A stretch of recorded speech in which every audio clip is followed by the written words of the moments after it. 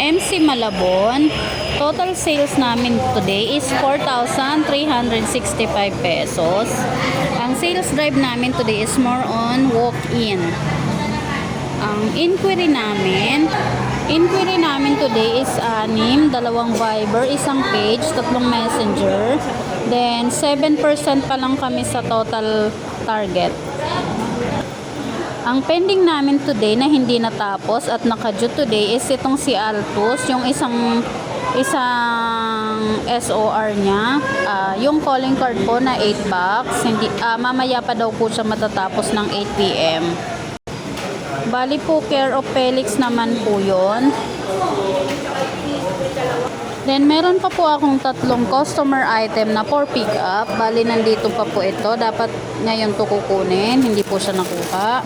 Ito din po, ngayon, dapat po kahapon sa kukunin. Hindi pa din po nakuha.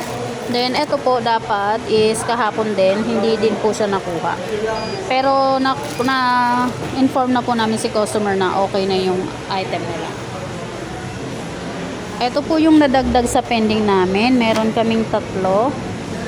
Ito, for Embro. Puro lahat po siya for Embro, 3.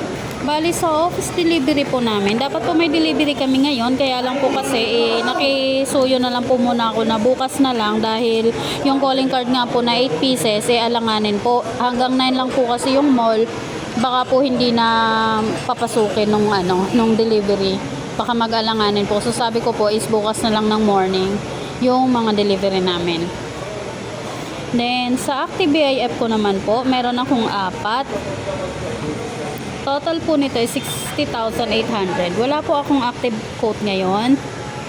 Then sa pending AR overdue ko po, meron po akong 4. Ito po si Charles Villena. Sa ano daw po siya magpe-payment? July 10.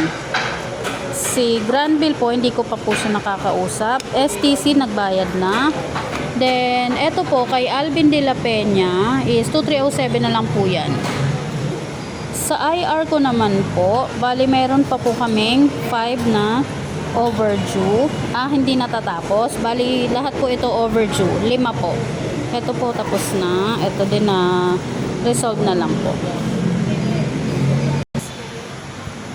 Sa done order po, nakapag-upload naman kami ng 6.